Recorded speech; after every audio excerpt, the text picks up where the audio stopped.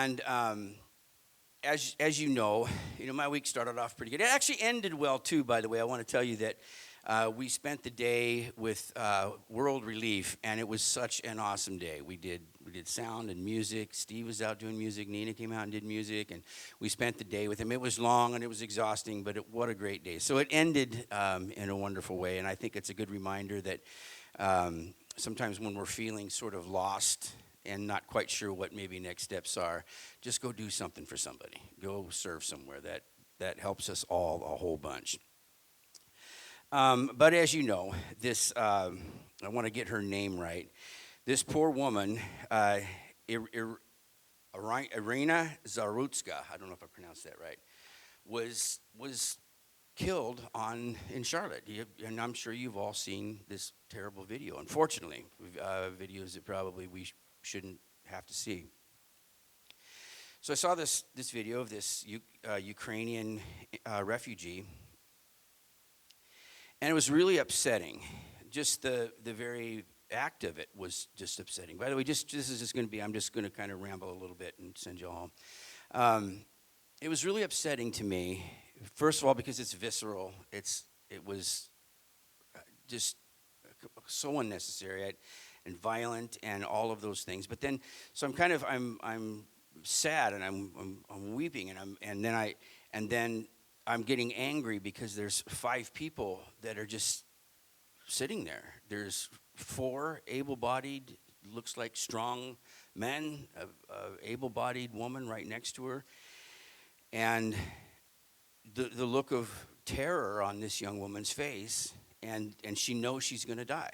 So if you're a big game hunter, for instance, you know when something knows it's going to die. And so this young woman absolutely knew she was going to die. And within about 90 seconds, as I understand it, bleeds out. And people just walk. There's pictures of them just walking over the blood trail that's being left, and it's horrific.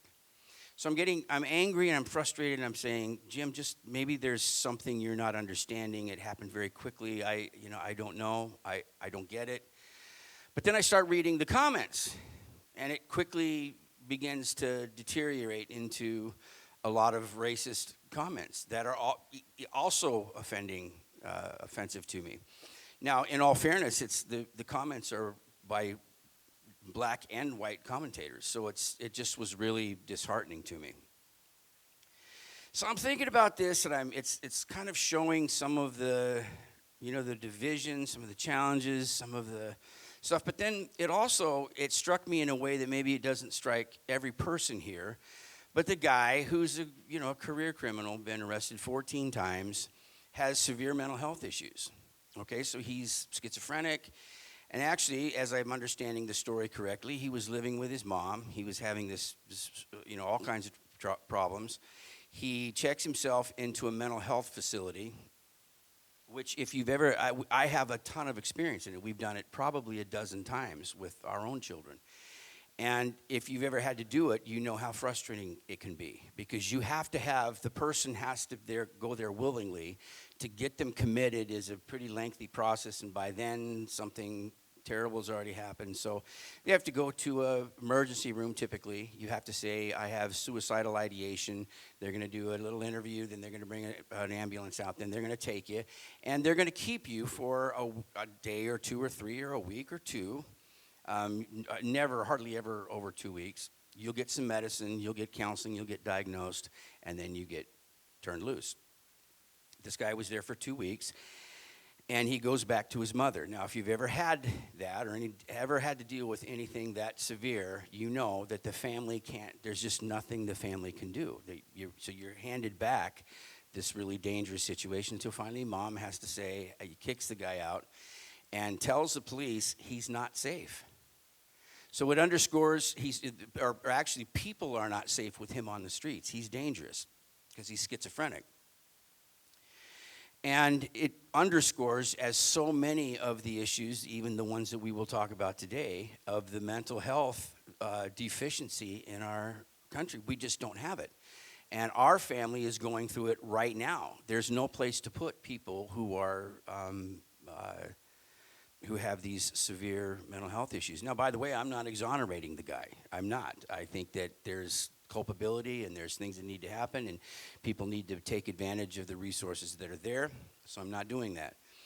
But I am frustrated with that as well, because somehow we can put together billions and billions and billions of dollars to fast track a property in Florida that will house thousands of undocumented people that are not harming anyone. And yet dangerous people, somehow we can't find money to do that. And this is on every side of the issue. So if you talk to people who are gun control people, and they'll always say the same thing, well, it's a mental health issue. You got to get the mental health people figured out. I said, well, why don't we do something? So why do we keep saying it's a mental health issue, and then we continue to do nothing?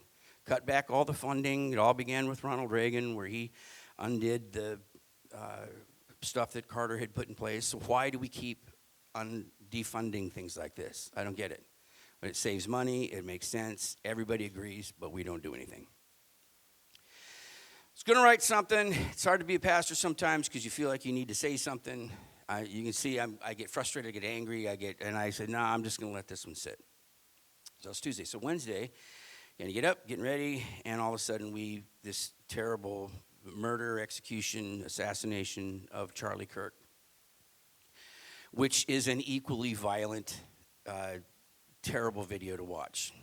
And yet it was all over. And the governor of Utah, Governor Cox, he actually has a really great statement on it, but he's just saying we are not conditioned to watch these kinds of videos. These are just terrible, and they are.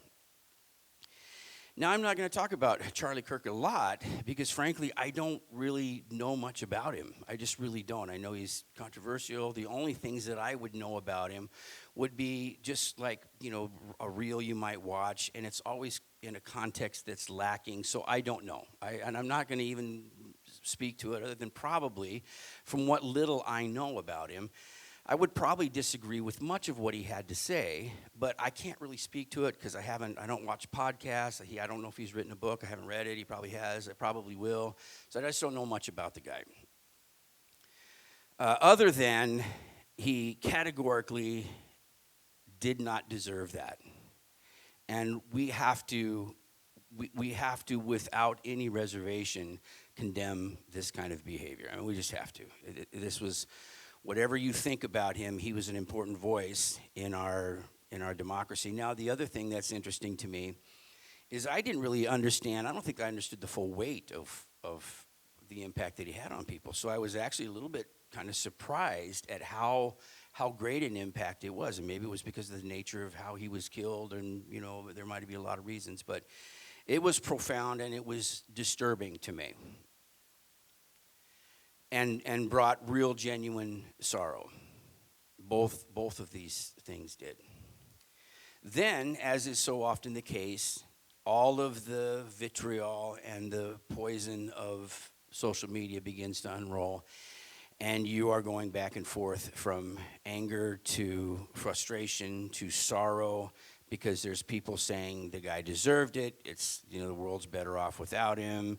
Here's a man made in the image of God, and I don't believe that. I don't believe the world is better without him. I believe that we are always better when we allow for free speech and for people to talk. Now, I might disagree with his methodology, but we live in a country where people get to talk about things, and everything that he talked about with students, as I understand what he would do, was done on the volition of the students. They're not sitting there forced to watch a lecture. They go to ask controversial questions and have this interaction. So that's how he's kind of built his whole career. And he has the right and privilege and the permission to do it. And I think whenever we allow that to happen, we all are better people. Now, even if you disagree with him or his methodology, I just believe that we need to allow for that. But the back and forth. And almost immediately, the language of, even by pastors that I know here in this community and around, people that, that are just like openly saying we're just declaring war. And I'm like, what are you declaring war on? Are you declaring war on people that just think differently than you? Is that where we are as a culture? So we have a different idea about something, so you're going to declare war. You have to eradicate this. How do we answer one one terrible diminishing act of free speech? How do we replace that with another and somehow call that appropriate or right or the right path forward? I don't think you can.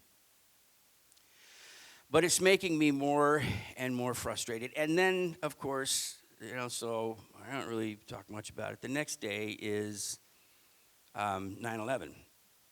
That was 24 years ago. So some of you weren't even born. Some of you were just little bitty ones. I was a grown man. I was in ministry, and I remember where I was going. I was going to Woodland. I lived in Oakland, California at the time. I'm going to Woodland, which is about an hour and a half up the road, and so I'm driving to this church health conference, and I'm listening to CDs. You remember those little round things that we used to put in our where you could actually listen to the whole album, and then when you finished it, you popped it out and put another one. I think it's a much better way to listen to music.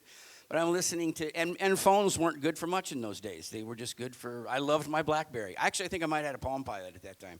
But they weren't, you didn't have like internet really on them. You just, so I'm actually just listening to music, and I'm in a pretty decent mood, not crazy about having to go to a conference, but I go sit there. And of course, everything has already happened, and the TV is on. Back then, we got information from television and radio, and everybody is glued. There's 15 pastors or so, and we're just glued to the television watching this. And we had the conference, but I don't think anybody remembered one thing from it. You're just going, oh my God, you're watching this thing unfold. And somebody said, I can't remember, maybe it's something online or something. Somebody said, in order for us to really remember 9/11, we need to remember who we were on 9/12. And there was a lot of that was true. We came together as a country. We were unified. It was strange. In the Bay Area, large city, there was hardly any traffic. We lived next to the Oakland airport. There was no air traffic, which sometimes you take for granted when you live next to an airport, and all of a sudden it's like, that's a little unnerving. We came together. George W. Bush was America's president, was our president. And whether you agreed with his policies or not, he was our president. He was our leader. Our leaders, Congress, came together. They were unified in vision. It didn't last very long, but it was unified in vision. And then as a church, as we gathered as church, we started praying. Like we just kind of spontaneous groups, or people would have a vigil. We started praying together. The week after that, the Sunday after that horrible day, the church was filled, and I was in a big church at that time. The church was just packed, and churches were packed then for several weeks. Now, again, it was just like this little mini revival, but it was just this thing that happened. It was something that brought people together, that brought Christians together, that gave us a purpose bigger than who we were. And it brought us together as Americans and as Christians and as Bay Area people. It brought us together. And I'm reflecting on that, and I'm going, how different it is today. How different it is. How dividing and divisive everything feels. So I was reflecting a lot on that, on how did we get here, and what do we do about it? And I've spent a lot of time thinking about this in these last few days, and so I'm not going to give a real detailed way that framework is created. But when we're born, we are born into a culture with ideas and concepts, and every single one of us inherit, through no merit of our own, some idea, biases. We have, they can be little biases that we hold to, just downright racism, or things that are just that are just deliberate, and they're placed in us, and we have to then sort through all of these things that we have. So I thought a lot about me. 59 years old, been around a long time, done a lot of things, And how did the things in my life, how did I arrive at where I am right now? It didn't just happen overnight, did it? I just didn't pop up one day and have ideas that I have right now. It was formed over a lot of things. So I'm born in rural Northern California, which there's no easy way for me to put it. It's shameful, but I grew up in a racist community with racist people that was misogynistic and patriarchal and had very narrow views of just about everything. Everybody was bad, and the whole idea of church, community, everything was to keep the bad people out and the good people in. Now, some of the biases were just blatant discrimination, with the language, with the words, with the pejoratives, all of the things, and some of them are more subtle. So these are all going to be somewhere in the range of biases to prejudices. So we all inherit this little box, these boxes that get checked about what we think about people. And if the box gets checked, then there's this thing that we have and we think about this subset of people. So for me, and I'm ashamed to say it, I had them. Black people. Okay, check. I just grew up. I'm ashamed of it. I grew up with racial prejudice, racism. I grew up a racist. With the jokes, with the view, with all of it. With brown people. I'm just going to put brown so it's a little faster. Native people, Mexicans, you name it. I had it, every bit of it. Check.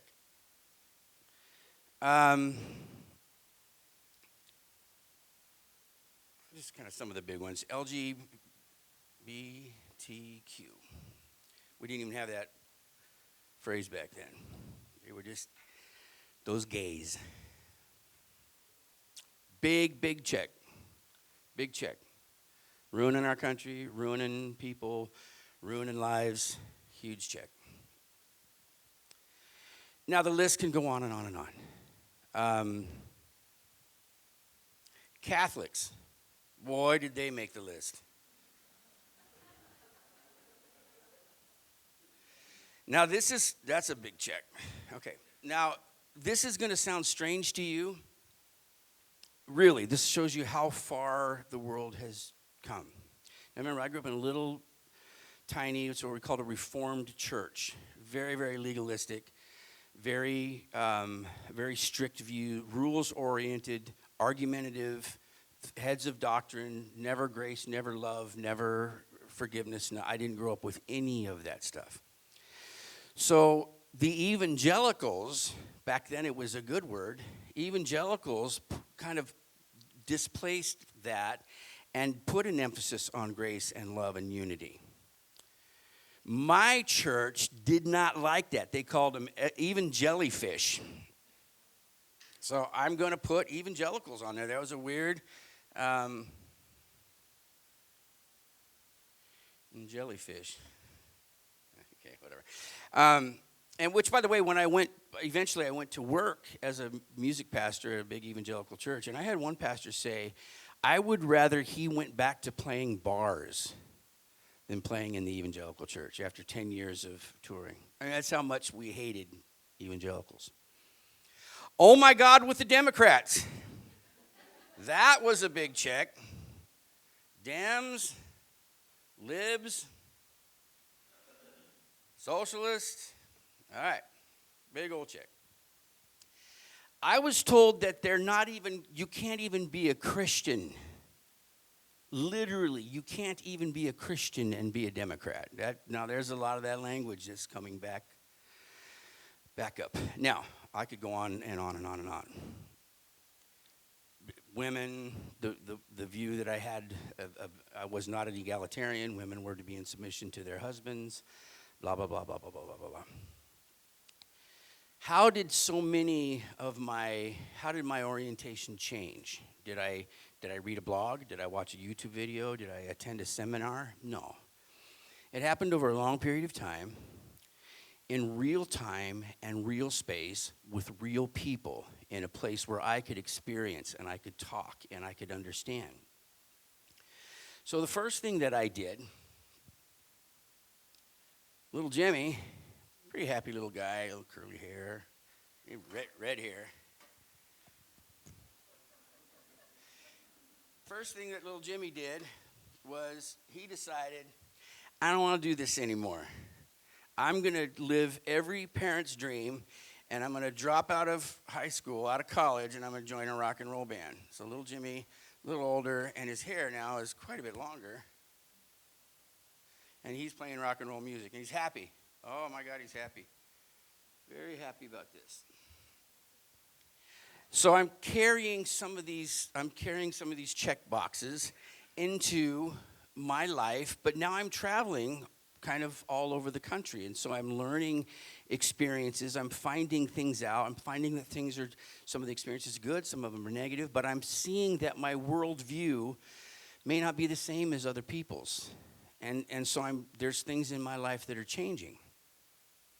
Chief of which, somewhere in the middle of all that, when I was 22 years old, I married a Mexican. Right? Now, my family had already moved from Northern California, so I was brought into their family. They weren't brought into mine because I didn't have one at the time. So I very quickly had to think through a lot of the prejudices that I had about Mexican people. Even the word Mexican, I grew up with it being filled with so much venom that I almost thought that being called a Mexican was a pejorative. That's how bad it was. I mean, I'm really ashamed to admit it, but that's how bad it was. But early on, I got married to a Mexican, and what you found out is that it's not true. Hey, guess what? Mexicans aren't lazy. But I don't know if you knew that. They're not lazy people. They're the hardest people I know. Hardest working people I know.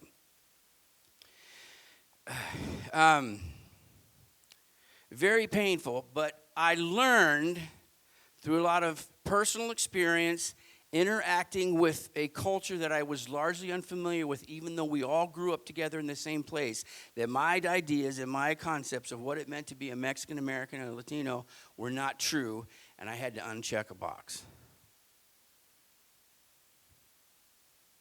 By the way, I don't think it's bad I got married young. There's good things, there's bad things about it, just for some of you young people. I know there's a push to get married much, much later in your life. And I know that there's a lot of mistakes sometimes that are made when people get married young. But for us, we didn't come into our relationships with a lot of sexual baggage. We didn't come into our relationship with a lot of relational challenges. We were able to grow together sexually. We learned what it meant to be a husband and wife. We learned what it was like to raise children. For some of you young people who are looking for Mr. or Mrs. Right, I will tell you they do not exist. Mr. Right or Mrs. Right is formed in the coals of marriage and relationship. You will never know until you step into an intentional relationship that has an outcome in mind. Because otherwise you're just going to jump around until you find Mrs. Right or Mr. Right. And I'm telling you, they don't exist. Okay? Take that for what it means. Worked out pretty well for us. I married a pretty Mexican girl. Real pretty eyes. Had 2 little kids. Learned about family.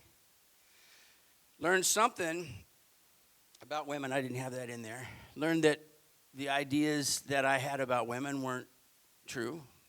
That Maria, in many respects, is mostly stronger than me. I have no problem at all admitting that. I couldn't not have at the time. So I had to uncheck that box. I'm going to go ahead and put that down here. By the way, so I checked it, now I unchecked it. That was a box that Maria had to learn to uncheck too, because she grew up in many respects in the same culture that I did. I went into ministry after my rather impressive career as a rock star. Oh, there's videos somewhere. And I worked in a manufacturing plant actually, and this is kind of around that time where, I just drew a blank on the guy that got beat up in L.A., the L.A. riots, Rodney King. So this is the time of Rodney King. You remember, can't we all just get along? And so you'd go to work and you go, oh, it's terrible. You talk a little bit about it, be on the news, but then you just sort of went about your life, right? So it just you kind of, all right, yeah, that was terrible. And then there was a riot, and then that was bad, and you watch it, and you went about. You had kids to raise, you had work to do, you just moved on with your life. This was the time of O.J. Simpson, kind of right after that, I think it was, and the high-speed white Bronco chase. You might remember that. And I was working at the bathtub factory, and we talked about it. Everybody had an opinion about it, and we went back to work. We just went on. People said, I think it was this. Somebody, I thought it was that. And I don't know. Racially motive, I don't know. Maybe it is, maybe it isn't. We all went to work because life just kind of chugged on. I went and I became a pastor at a large evangelical church, Evangelifish church, and learned doctrines of grace in ways that I hadn't known them, of love, of what it meant to not be like so rules oriented. So I learned some things, but then somehow things just weren't really changed. They just got more subtle. But I did check off this. Now, that's a box for me that's really painful still, because whatever evangelicalism was when I began it, it doesn't seem to be that now, and not a word that I would use. It used to meant that you weren't legalistic and that you were evangelistic in nature. That's what it used to mean. It doesn't really mean that anymore. But I had to check that box off. Now, along the way, there were other things that I sort of had to figure out. Maria was Catholic. I still wasn't sure about them Catholics, though. And that's a whole nother story sometime. Come over to my house for beers and I'll tell it to you. But her mother to this day, my children are still little bastards. They are, because we were not married in the Catholic Church. And I mean that in the strictest sense of the words. They are not legitimate children because they were not born into a legitimate marriage, because we were not married in the Catholic Church. Now, they're little bastards on a lot of different levels, but they technically, in the eyes of the Catholic Church, so we're raising two little bastards, and so I'm still not sure about these Catholics. But then I began to actually talk to some, and found out that there's actually a lot of we have more in common than we don't than we think we that we do. That much of the abuses of the Catholic Church that happened right around the time of the Reformation, the Catholic people corrected at the Council of Trent. There was a lot of things that was going on before then. So you can't just keep dredging up 500-year-old problems. At some point, organizations get better. So little by little, through experience, through study, through getting to know some Catholics, hanging out with some of them in sort of some of our communities, I was able to finally kind of check that box off. Doesn't mean I believe in everything the same way they do, but remember that creed that we just read? That came from Catholics. All right, a lot of good stuff. Had to check that box off. Was getting some of them I can't remember. Oh, Dems, Libs. Yeah, okay. Some of them. Now, I thought I had this one checked off. I thought I did. And certainly but I still didn't know a lot of black people, and particularly not intimately, not a lot of friendships. But I'd met a lot of people, and I began to realize and think differently. But I still kind of, even though I would have probably said, I think I got this, I didn't. We went to the Bay Area, where I thought we would have a more multicultural experience, but it wasn't. It was just a big church, a big white church, sort of right in the middle of Oakland, California. And it was just wealthy old white people in the middle of this great big black community. So I still didn't get to know black culture really much differently at all. I lost that job largely because I tend to just say things I probably shouldn't say, as we've just experienced. That's why I had to start my own church, because it wasn't going to work probably in any other way. Um, so we lost that job. Things were very uncertain, and we came to Moline, Illinois, the Quad Cities, 21 years ago. And Nina was my second contact. It was a gal, Stacy Drezick, a lot of you might know her. She was the one that kind of recruited me, but Nina was at the time the church administrator, and so she organized all of the flights out, the hotel rooms, all the meetings, all the stuff. So we were talking a lot. And Ike and Nina were our best friends that we came in. We didn't have family out here. They are our family. The kids are all here. That we watched them grow up.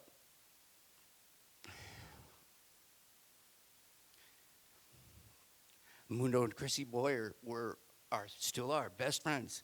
Watched all their kids grow up. Freaking little Shar, she's so funny. See, first day we're over, and we live kind of like there's just all of a sudden all these black and brown people running around, and our neighbors are like, what in the hell is going on over at the Pals? And little Shar goes across the street, and all the yards are immaculate, and she picks out a whole bunch of flowers from Ken's garden and brings them back. Ken is our neighbor. He's got the best yard in town. Brings them all over. She's so happy with those flowers. Ken was so cool. He came, and he just pulled up all the rest of them, and he planted stuff in there that Shar couldn't pick out anymore. So we learned, I found out that I had a lot of blind spots, lots of things I didn't know, lots of things that I still had to learn, things that I still have to learn. We learned them through experience, through relationship, through talking, understanding, sometimes having challenging conversations. But then life is moving on. You're raising kids, you're doing things, you're living your life, and you're learning and you're growing. So I was able to check that off for good. Now, I can't say that I know everything about the black experience, but I sure know a lot more about it because I read a lot. I talked a lot. I talked to a lot of people. I had people that I genuinely loved who helped me understand it. Along the way, I'm going to school.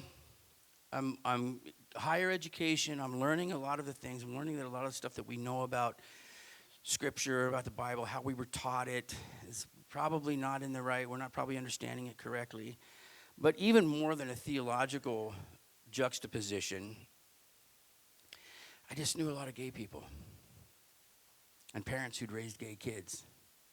So we started talking to them. And it took me, well, if I'm honest, my heart had already been resolved in the issue a decade before, but it took a lot of things in our church, in our culture that and you guys all know that, but we got there. And I was able to get rid of that box. Now, all of a sudden, I'm starting to look at this list, and without getting overly political, I found out that the things that I think about Democrats, because I was a registered Republican nearly my whole adult life, were not as I understood them. A lot of times they didn't advocate for things that were important to me. A lot of times they missed things that were important to me. And so I'm not going to tell you how to vote or how I vote, or I don't think that's any of your business or mine. But I did take that off too quite a while ago.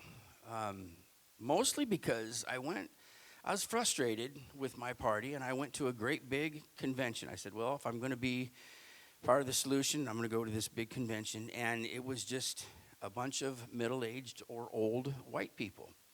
So I didn't have any big thing. I just go, the people that I love and the concerns that I have are not being represented here. So, now that's not an indictment on a party. That's just what I felt. So I felt like I at least I need to reconsider that maybe a box that I had checked, I needed to uncheck.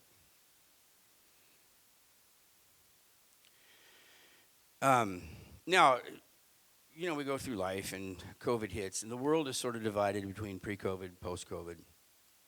We go into COVID, everything goes into everything goes online. This is where content creators, influencers, and I remember thinking, what in the holy hell is an influencer, and why are they making millions and millions of dollars at this? I don't get it. They do nothing. They just influence, and somehow that, by the way, is part of the solution, is reevaluating how content is created and how people are paid for it. There's a whole thing on that. But everything went into this sort of world of the internet. And it sort of stayed there. Big business got behind it. It's now controlled by a very few people, billionaires and nearly trillionaires. And I think we all know by now how social media works, right? If you don't, I'll give you an example. I started golfing this last summer because I'd golfed all my life, but then I stopped about 10 years ago because nobody was really playing, and I didn't have people. I just kind of lost interest, and I started seeing a lot of young people are picking it up. I go, hey man, this would be fun. So I started golfing again. It was terrible, but I was moving in the right direction. So I was starting to get a little bit better and kind of shot some pretty decent games. And then I went out with John and dropped a 99 at Duck Creek, the easiest course in the Quad Cities. And that was a 99 with a fair amount of grace from John. So I started watching, I was watching golf videos. So I'm sitting there, and Maria's right next to me, and we're just sort of fiddling around. And I got the volume up on my phone, and it said, here's why your golf game sucks. And she starts laughing because all I had been talking about is how my golf game sucks. And so then if you hit a reel or something on why your golf game sucks, you're going to get filled with nothing but why your golf game sucks, all right? So that's how it works. The algorithms are complex. You have no control over them, and it is run by huge, giant corporations that are designed to keep you thinking the same way that you think so that people can have influence and make money off of your thoughts. Now, imagine, so like we contend all the time that media divides us. And if we're understanding it correctly, maybe that's true, but imagine this for a second. Go back, so here's Jimmy today, quite a little bit rounder probably, and his hair's back to long again, but it's white. He's still a happy dude. His wife is still pretty, so she's still right there. Now imagine 22-year-old Jimmy. Check, check, check, check, check, check, check. And I have biases, and I have prejudices, and I actually have anger and sometimes even hatred in my heart, because a lot of young people do. The best way to mobilize a young person is allow them to keep their hate. Best way to do it.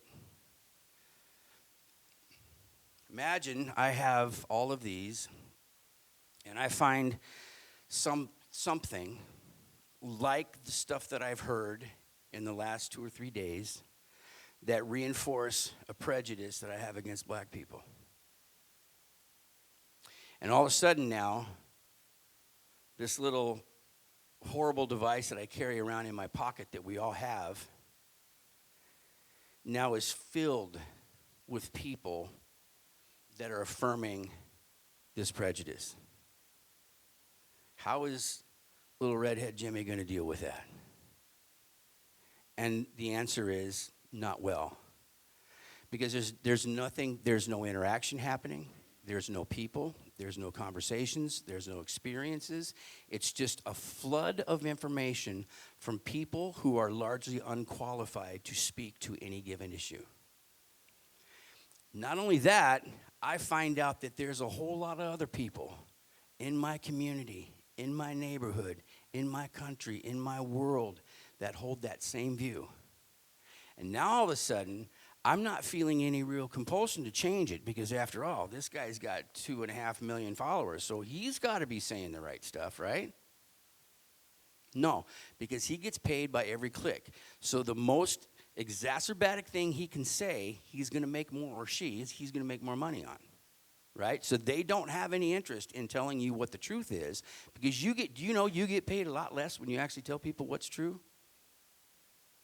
You're not going to have billions of followers. Now imagine on any given issue, this is how our world, not just young people, but this is how these biases and these prejudices are being created. And even for people my age who have learned to uncheck some of these, they're going back and going, better check that again. They're double checking them. Because now they're saying, see, I always knew it, and now I can prove it. Because so-and-so said something, and we know they're right because he's got millions and millions of followers, right? But the division doesn't happen here.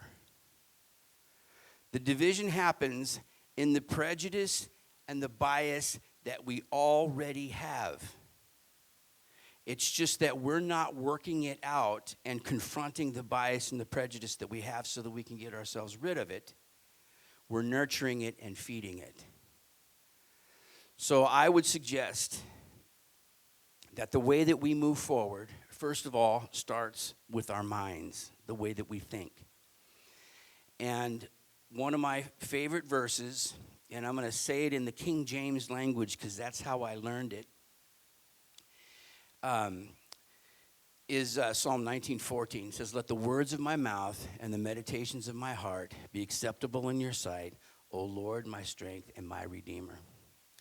If I think with anger, with hatred, with animosity, with intent to do harm about a black person, is that acceptable in God's sight? No. What about a brown person? If I somehow, as I was taught, that it was appropriate for us to take land from native people because they were part of now a Christian nation, is that acceptable to God? I don't think so. I was taught the same thing about slavery. It was good. Slavery, yeah, there's some bad stuff, but they became Christians, so it was all good. That's not acceptable to God, right? What about LGBTQ? And I know people have a lot of questions, but what if I think evil, anger, hatred, am actively looking for their demise? Is that acceptable to God? Absolutely not. Catholics? Nah, them Catholics. No, I'm kidding. My niece is a Catholic, and she's probably watching, so. The list goes on and on. It starts with how we think about people. People created in God's image. People that are very much like us, regardless of how they vote, regardless of what their sexual orientation, regardless of the color of their skin or their nationality. See, we have leaders, and particularly a leader that is determined to divide us. And if you guys, God bless you. It's not my place to say whether or not, but there has got to be a way to off-ramp this, as Governor Cox said. And young people, we're going to do the best we can, but the future that you have will largely be determined by what you do from here. And when we have a president that divides us into good people and bad people, that's done intentionally. And the mistake I think that we make is we tend to think of not only just our president, but also of our leaders, that we have a real affinity with that person. Oh, that person gets me. Yes, you're right. There are bad people and there are good people, and this needs to be eradicated. We need to do this. We need to change. So he starts, and that's the language that's happening right now. We're going to start pitting each other against one another. But you don't have an affinity with that politician or that pundit or that actor or that musician. These folks haven't driven a car in decades, if ever. They don't shop for themselves. They often don't even apply their own makeup. They have trainers. They have chefs. They live a totally different life than you or I will ever live. Why are we trying to create an affinity with somebody that doesn't even live in our world, doesn't even live in our neighborhood? The reality is you have much more of an affinity with your neighbor regardless of their socio-political observance. Because if you live in the same neighborhood, you probably paid about the same for the house. If you paid about the same for the house, it means you have about the same income. If you have about the same income, it means you're paying about the same taxes, right? About the same property taxes. You shop at the same store. You buy the same gas. You complain about the cost of all of it, just like everybody. You drop your kids off at the same school. And if you're like me, there's a little knot in your stomach every time I drop Silas off. Every single time. Because it's going to happen right here in our town. It's going to. It will. It will. So I pray, Lord, keep the school safe. It's about all I can do. But my neighbors, regardless of how they vote, do go through the same process. We have an affinity with our neighbors. Those are our people. And we can't let whatever's coming, we can't let it divide us. We can't let it grow angry. We can't let us grow angry. Governor Cox from Utah, I think, put it very well. First of all, he said social media is an absolute cancer, and it is. I'm thinking about just getting rid of it altogether in terms of the church, in terms of everything, and just say, we're going to do this the old-fashioned way. We're just going to be people that love people, and I don't even know that we need this crap. But it's absolute cancer. And he said, we're at a place now that we are going to either come out of a very dark period or we're going to descend into a much darker one. And to this point, really, he's about the only person that I think has shown any wisdom in this whole thing. And he's a Republican, by the way. So good for him. Because whether you're a Republican or a Democrat or a liberal or a libertarian, somebody's got to start speaking wisdom into all this because it's chaos. It went a lot longer than I thought it would.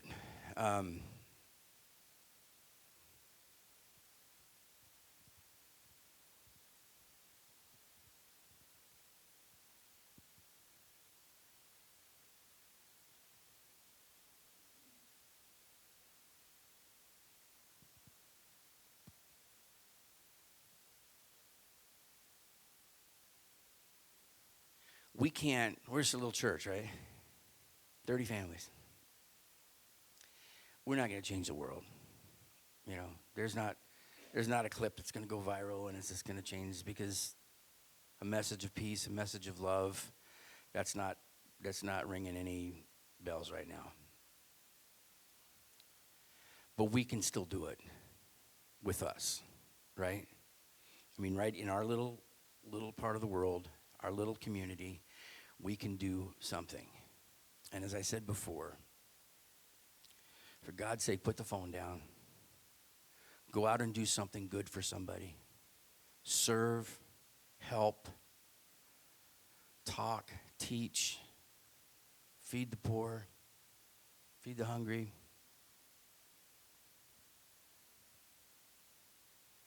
We cannot get sucked into the vitriol that's coming. We can't. I'm not going to. And it's already begun, but I'm not going to get.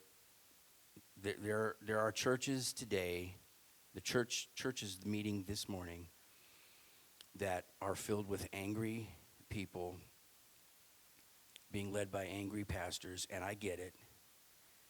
and they're calling for a holy war on people that think differently. And I'm not going to get sucked into it. I'm just not. We're going to do what we do, right? Because that's really all we can do. You want to do a little? You could do one song. Let's do something that's kind of upbeat. It's been a downer. Do all the songs. All right. So be sensitive to your time.